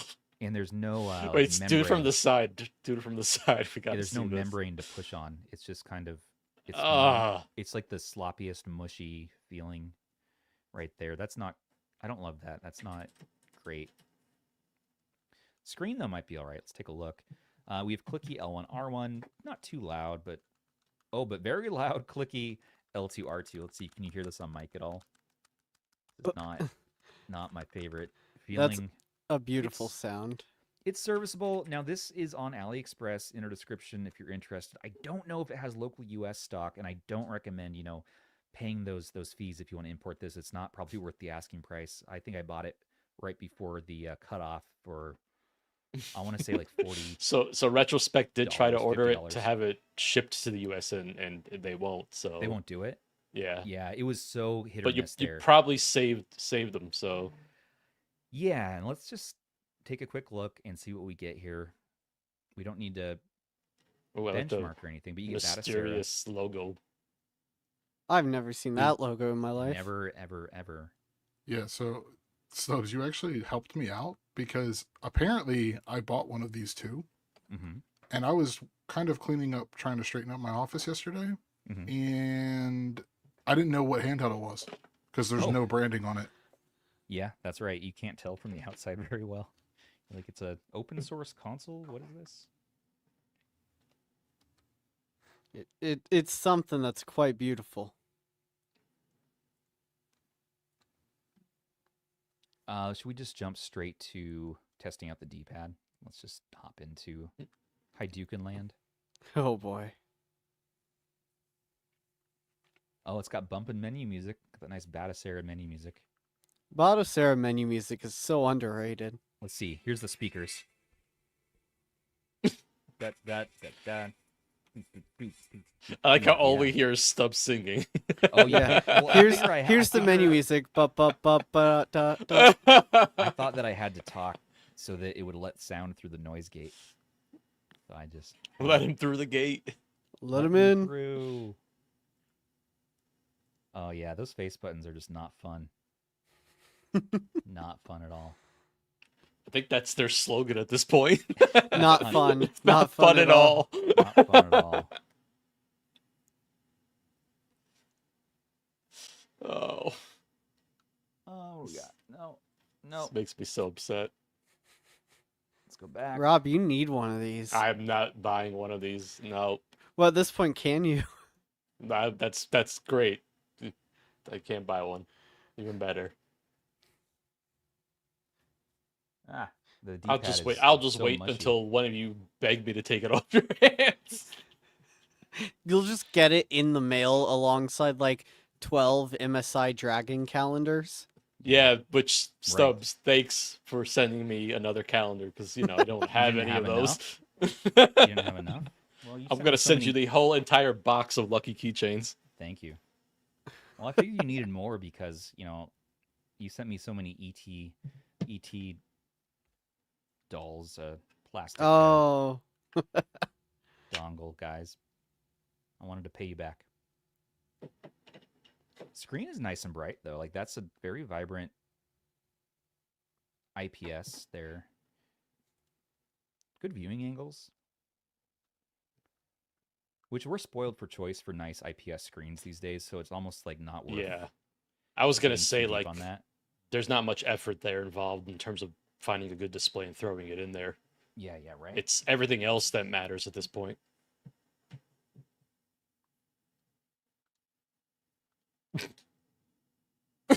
This is terrible. Oh no. Oh no. There's two. That's two. Yeah. Who's keeping track? How many has he done already? Unfortunately, it's just very, very mushy. Oh, it's hard to. 3. I'm also like my thumb's bumping against the left stick here. I'm not Ergonomics are surprised. pretty comfortable. I like that. I can't hear you guys right now because my headphones totally fell out. But, Oh, guys, we can trash talk him and he won't realize. You're saying nice things. I mean, yeah. The question is it him To play or is it the handheld?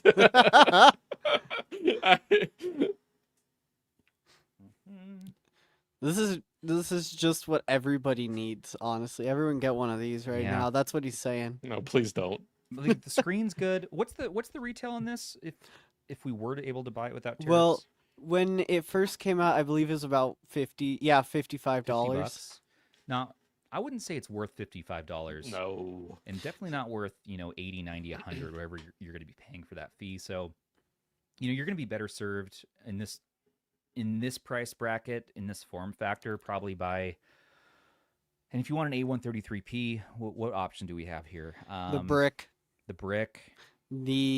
Well, in the same form factor. Yeah, if you want a horizontal. If you really want a horizontal. The Trim UI Smart Pro. The Smart Pro. There you go.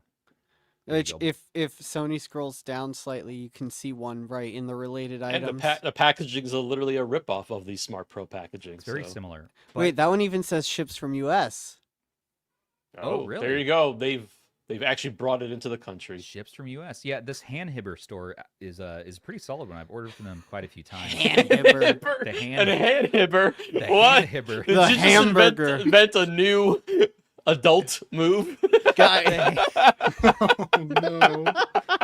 That's their name. It's the Handhibber. it's the Handhibber. I'm just gonna call it the hamburger store, honestly. Hey, Ben, when you going on a date, ask for the Handhibber. I think I'm good. Sorry.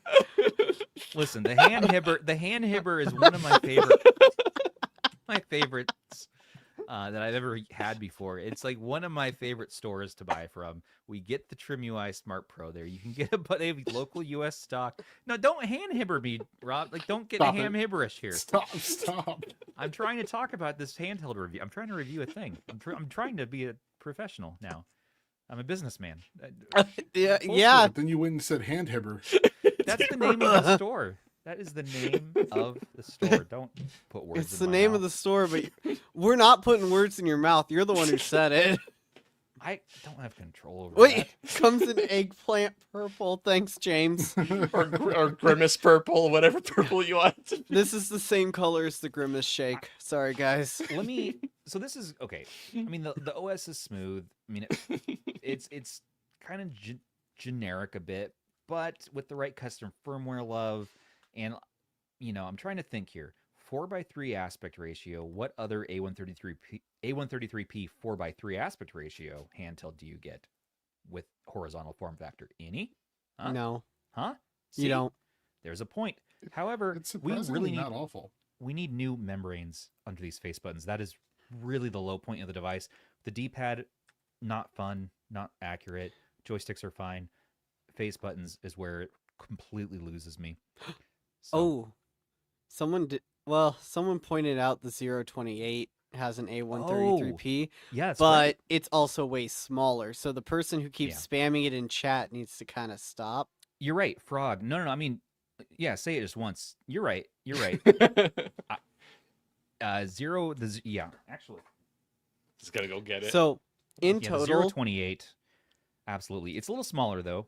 Love but the 028. The 028 Love is that this thing. chipset done right. Now they have awesome, nice concave sticks. The D-pad mushy, but it is more accurate and it feels good. The face buttons. I think they came out with I think they tweaked it again, and Really? apparently There's it's another better variant? than it. Yeah, apparently Oh. the D-pad's better, even better now than it was. The face before. buttons feel good too, and the inline shoulders. Yeah, they're inline, but at least they're quiet and they're easy to access. And this is just very pocketable. You get the lanyard. Stubbs. Yeah, I don't know. What? James wants to know if you can grab your X35H for a comparison. Because they do look very similar They in do look size. very similar. Yes. The Easter egg X35. one. Easter. Yeah. I know. He lost it. Flushed it down. It's the some, toilet by it's somewhere. It's somewhere. I His don't dog have it took it. readily. But I do have the blue one in my nightstand. Did you Hold say your on. dog took it? No. I said his dog took it. Oh. Well. Oh wait, look Hey, at Andrew's Andrew. got- Andrew's it. got Oh, it. Andrew. There you go. Let's look at Andrew's. What? That's not Andrew. That's Andrew. Hey, thank you. I like that orange. That orange one. Hey, It I does wonder look where similar. that cheese one came from. It does look very similar. The X35 from what is it? X35H?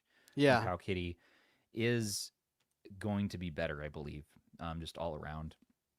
3566. The only thing I'll say is that I like the grip on the Handhibber more than I like the grip on the X35H. Yeah. It- Yeah. Like, Sony, if you could, I could show it real quick. Yeah. Show Like the because side you by have the side. you have the Handhibber right there with you. Like it's a Rob special. Like it's Yeah, I was little gonna got say, look at the curves on that thing. Dang, son. Yeah, so it's a little bit more comfortable to hold. Plus, it's like the way that it's sloped is kind of nice, even though it's still like big. Is the handhammer goated, like the kids say? Maybe if you get some custom firmware, with Maybe. or without the sauce. That's what the kids are asking. I would say What? Pow Kitty wins this round. Is my vote here. Yeah, those face. Are you feeling that, Andrew? You feeling those face buttons? yeah, they're awful. They're awful. Awful. There's a reason why Oh I lost the box already.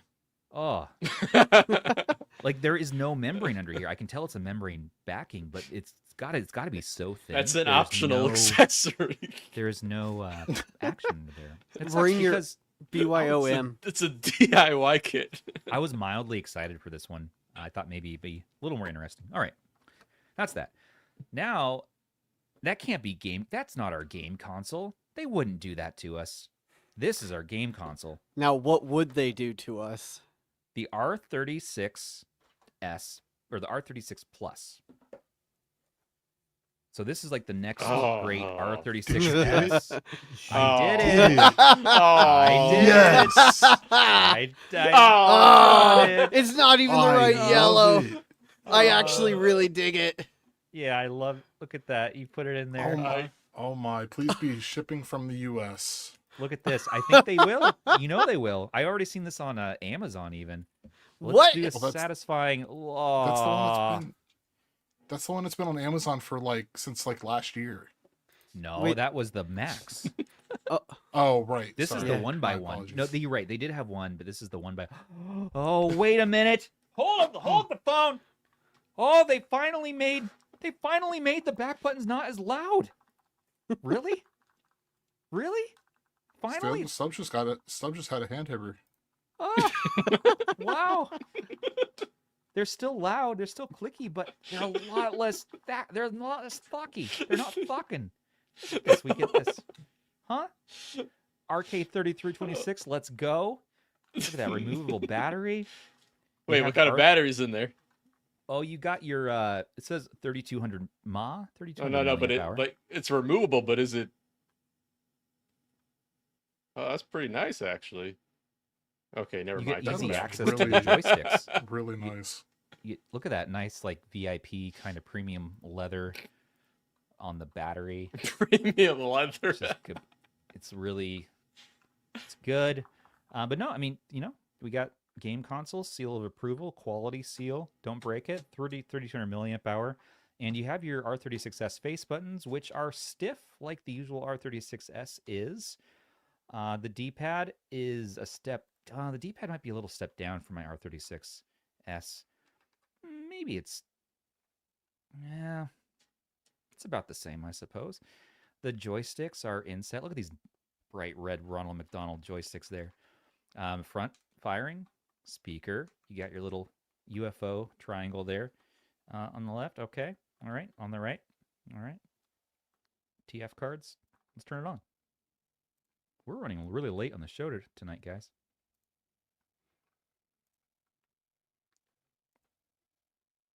I can't get over those red caps. I Yeah, love right. it. Listen, that's just bold. But this might be a budget king as long as we can get local stock for it. So what was this? There is local stock for it. I am about to buy Show me your one right hand now. hammer. We got the hand hammer stock or where? That's crazy that it's on That's Amazon. I don't know if that's the link. Our link down there is missing an H.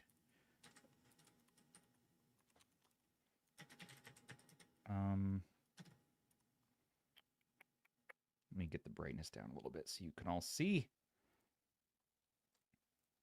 Yeah. That's the hold on, Sony. That's not the right link. Give me 2 seconds. Oh, there's another one. That's the one I put in the description.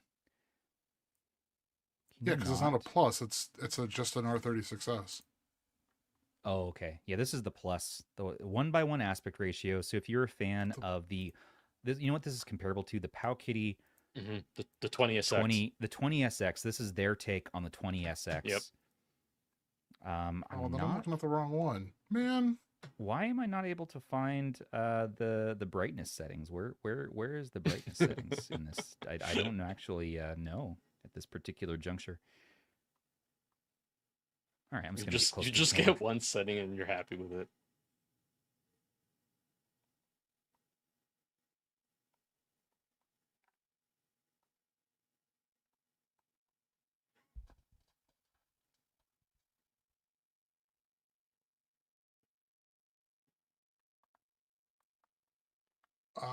Yeah, figured James, it out.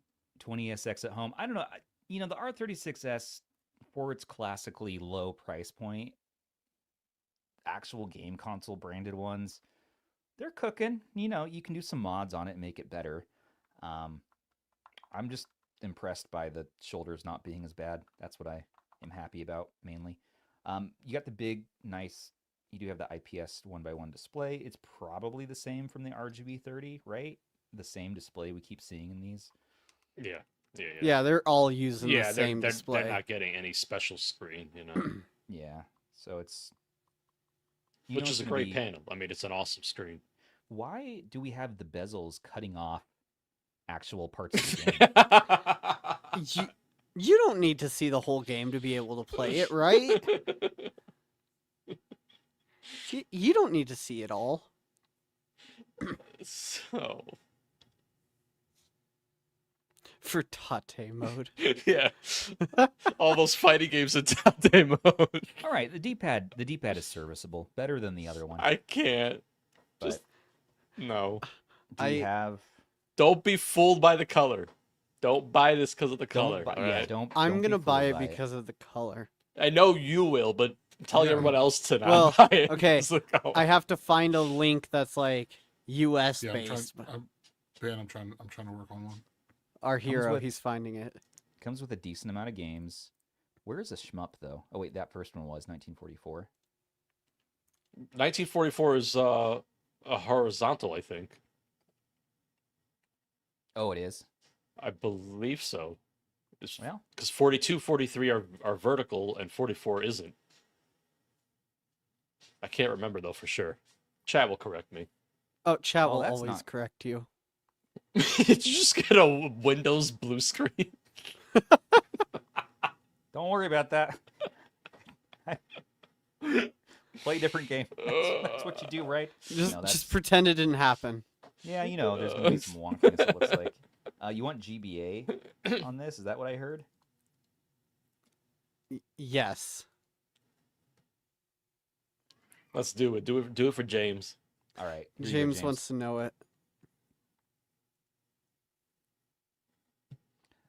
There is a little bit of light bleed on the bottom, just a little bit, tiny bit. Okay, so they got the right bezels going for Game Boy, it looks like. They do. That's not too bad.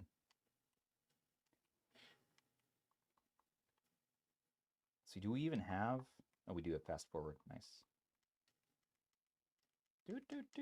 Clicky as ever. Button, start, and select.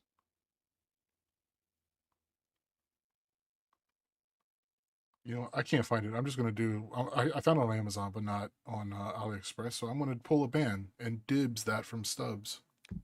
All right. I've been got. I didn't even think about that. I was trying to be nice for once. It doesn't even come with the Anbernic Ronald McDonald case, though. That's true. So you're going to have to get the 557 to... Yeah, it does come with the thumbsticks. That's true. Yeah. Those thumbsticks are hideous. You know, in a good way. You know what you're getting here. 3326, the same thing we show every week.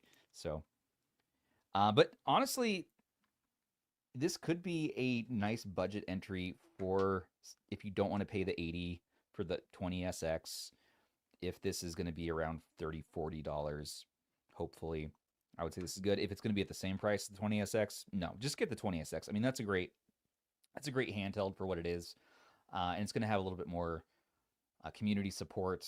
This will get there in time, especially if the community, takes off with it. And I bet you it's out of the box compatible with some different custom firmware, ArcOS, and the R36S community will most likely be embracing this, I would have to imagine. But yeah, no huge deal breakers on this. It's the usual face button, D-pad situation, joysticks, just a bigger, taller screen. Let me take out my earbuds to make sure I'm not crazy though.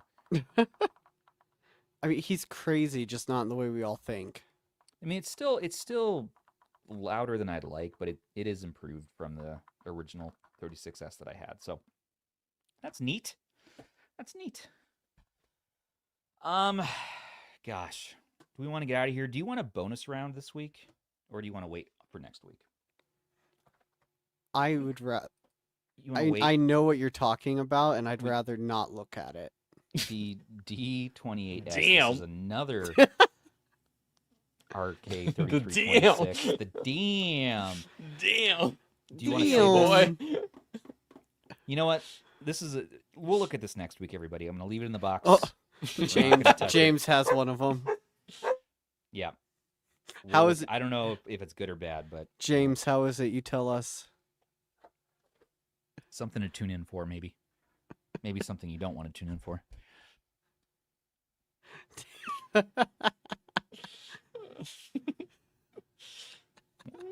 The SZ Dyer. Damn. No spoilers. Thanks, James. No spoilers. That's right. It's literally an Attack of the Clones. I can't keep up with all of them. There's just so many. He says this will be good content. I guess since Andrew got the other one, I'll just dibs this one too. I don't really know how much longer I'll be having new cheap handhelds to show on this show. What are we gonna do? We're gonna have to like look on Amazon for like random stuff for you. I'm not gonna do it. I'm not gonna be buying, $100 R36Ss on Amazon. That's we'll pivot you into other random Amazon products, like Tiger Electronics or something. I'm just gonna go onto Amazon, find anything that's $35 or less, and just start sending it to you. Okay. There's a wonderful world of e-waste out there, Stubbs, that's in this country. I mean, I don't know what I'm going to find on there. We'll discover things. We got handheld.deals. We'll find things to talk about, but it's probably gonna be a little different. It's not gonna be like, let's open 2 rando things from AliExpress this week. It's gonna be a little different. So, but don't worry, I still have like 3, 4, maybe 5 things still we haven't looked at yet. So we'll take our time. All right, everybody. Well, let's go ahead and get out of here. It's been a long show tonight. Like we said, it'd be a long haul. We hope that you learned something fun. You had a little bit of fun. You learned maybe things you don't want. Maybe you're content with what you have, which I would always say, stick with what you have. I know we show you a lot of fun toys, but doesn't mean you need them. And unboxing kitty litter next week. That's right. We should move into other product categories. Remember Stable Table? Stable Table is one of the best. Stable Table's great. The best table stabilizers on the market. That's right. Well, don't forget. Thank you so much for watching, and don't forget to subscribe for more, and share with everyone you know. We're trying to get to 100,000 subscribers this year. That's our goal by Christmas. Can we do it? We're almost at 75. 25 to go. We'll see. But thank you all so much for watching, of course. And special thanks to our channel members, our patrons, our subs. You guys all make the world go round for us here. Thank you so much for helping us, supporting us, being with us. Perks with RH start for as little as $3 a month. Join us in the Discord to chat and play games. And, of course, join us on the next episode where we're going to be talking about, I guess, the SC Dyer Damn and other fun stuff. Lots of videos coming out this week, so stay tuned. Until the next time, this has been Stubbs on behalf of Dan and Andrew and Rob saying, take care of your handhelds and your little teeny tiny nubbins. And each other, too. Goodbye. Night, everyone.